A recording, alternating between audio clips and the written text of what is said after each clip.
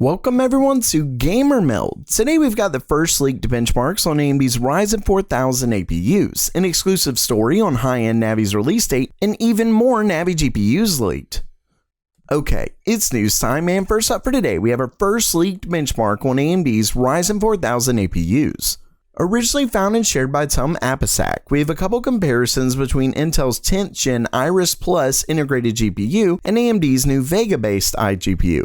Starting with user bench, you can see AMD's new APUs beat Intel's by 34% in the real-world speed test, and as we move down, things get quite a bit worse for Intel, with AMD getting up to 94% faster in the parallax test and between 30 and over 60% faster in others.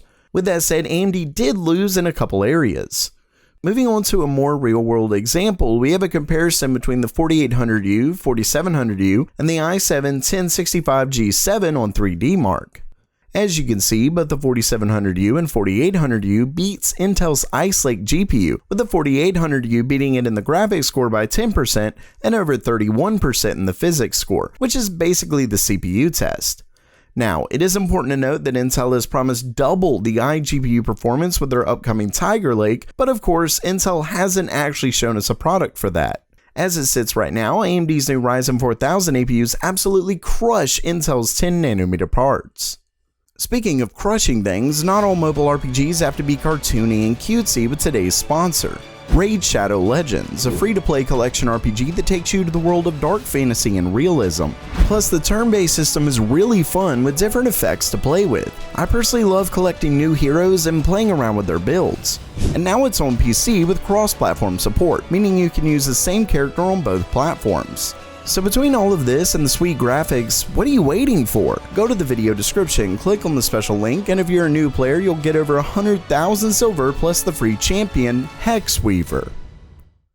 Next up for today, many of you know that I attended the Consumer Electronics Show last week, and in a couple videos I mentioned that I had an interview with AMD and asked you to comment questions that you wanted me to ask. Well, after many hours of going over those questions and making a pretty substantial list of my own, I made it to the meetings, and it wasn't at all how it was described. From what I understood, I was going to meet with a couple members of the Radeon team to go over new products, and then I'd get a one-on-one video interview with a representative.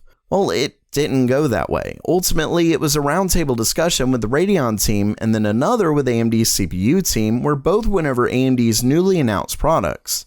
Now, don't get me wrong, I was able to ask some questions and seriously feel so lucky to get that opportunity. It just wasn't the setting to ask anything like the ones I had prepared. And because I told all of you that I was going to have this interview, I felt pretty bad. Granted, most of your questions were on future products, which I doubt any of the reps would have answered anyway, but I was at least going to try.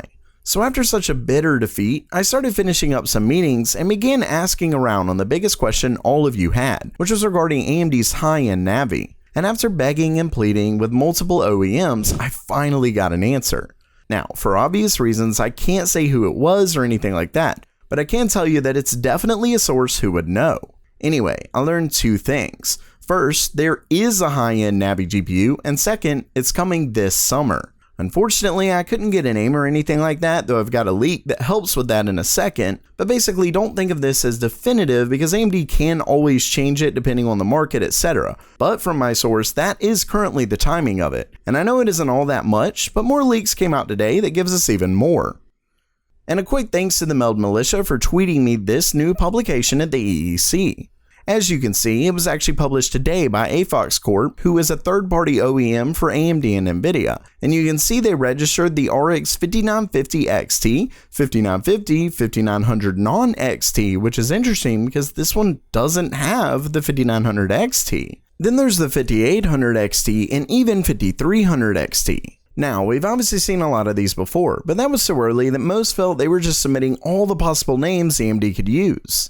With this being so much newer, it very well is likely to be the final names of the upcoming GPUs. And if all of these are coming, it's pretty clear that AMD plans to challenge Nvidia at every single price point. Talk about exciting.